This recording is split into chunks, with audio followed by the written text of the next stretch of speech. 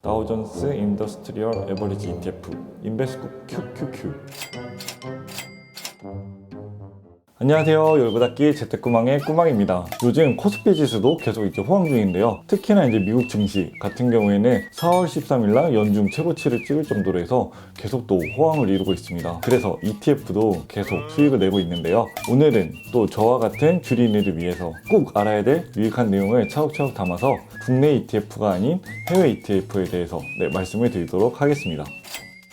본격적으로 알아보기 전에 미국의 3대 지수에 대해 알면 좋습니다. 다우존스, 나스닥, 그리고 S&P 지수가 있는데 다우존스는 우리나라의 코스피, 그리고 나스닥 같은 경우에는 우리나라의 코스닥이랑 비슷하다고 생각하시면 됩니다. 그 중에서도 다우존스는 세계적인 명성을 가지고 있고 초우량 기업들이 포진되어 있다고 한다면, 그에 반해 나스닥은 기술주 위주로 해서 몰려져 있고 2600개 회사가 몰려있는 지수라고 생각하시면 됩니다. 그러면 S&P는 뭘까요? S&P는 3대 신용평가 회사 중에 하나인 스탠더드 앤 푸어, 줄여서 S&P라고 해서 보통주 500주 종목을 선정해서 만든 지수라고 생각하시면 됩니다. 지수별로 추종하는 대표적인 ETF가 있는데요.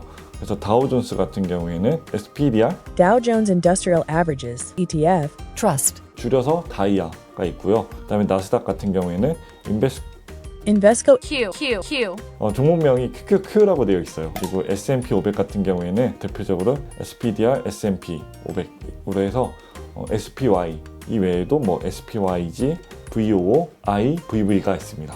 근데 지난번에 S&P 500을 설명해 드린 적이 있어요. 타이거 S&P 500이 있고, 그 다음에 오늘 말씀드린 SPDR, SPY가 있는데 어떤 차이점이 있을까요? 같은 지수를 추정하고 또 비슷한 상품이긴 하지만 타이거 S&P 500 같은 경우에는 미래에셋이 만든 우리나라 원화로 살 수 있는 그런 ETF라고 생각하시면, SPY는 SPDR에서 만든 미국 달러로 살 수 있는 ETF라고 생각하시면 됩니다. 두 개의 ETF를 한번 비교를 해보았는데요. 아무래도 운용사가 다르다 보니 조금의 차이점은 있습니다. 특히나 SPY 같은 경우에는 93년도에 첫 펀드가 만들어졌어요. 그래서 운용 규모도 ETF 중에서 가장 큰 엄청난 ETF라고 말씀드릴 수 있을 것 같아요. 우리나라 나이로 따지면은 SPY는 28살이고 타이거 ETF는 2살. 굉장히 나이 차이가 많이 나는 펀드라는 것을 알 수 있죠. 무엇보다도 한 개 주가에 대한 차이가 엄청납니다. SPY 같은 경우에는 412달러, 우리나라로 한 46만원 정도 되고, 그 다음에 타이거 미국 S&P 500 같은 경우에는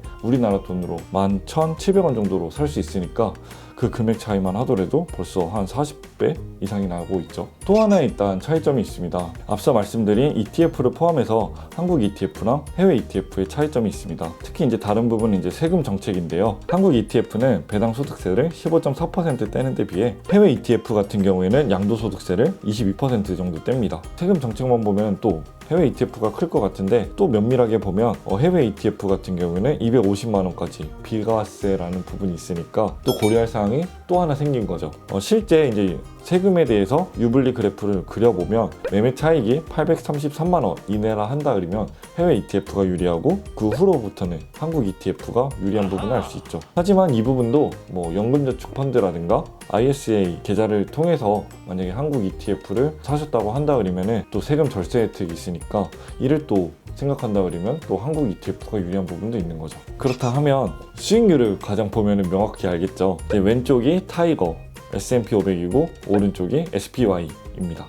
같은 날 수익률을 본 건데 1개월 수익률을 보면은 SPY가 1.3% 유리합니다. 하지만 3개월 수치를 보면 타이거가 또 2% 정도 앞서 있죠. 하지만 이게 6개월이 지나면 또 다시 SPY가 유리해지는 부분이 있어서 엎치락뒤치락 하는 부분을 말씀드릴 수 있을 것 같아요. SPY를 구매한다라고 하면은 무엇보다도 고려해서 해야 될 부분이 환전을 해서 사야 된다는 부분입니다. 환전을 해야 된다는 불편함 뿐만 아니라 환율에 따른 손해를 볼 수 있는 부분이기 때문에 이 부분을 또 잘 고려하셔야 될 것 같습니다. 우리나라가 운용사별로 수익률이 다르듯이 또 외국도 그러합니다. 특히나 SPY 같은 경우에는 한 주를 살 때 40만원대이지만 같은 S&P를 추정하는데도 SPYG라는 거를 사게 된다 그러면 66,000원 정도로 해서 또 살 수가 있습니다. 물론 또 종목별로 해서 수익률이 또 다르니까 꼭 한번 찾아보시고, 또 우리나라보다 뭔가 더 ETF가 여러 가지 종류가 많기 때문에 찾아보는 재미도 있으실 거라고 생각이 듭니다.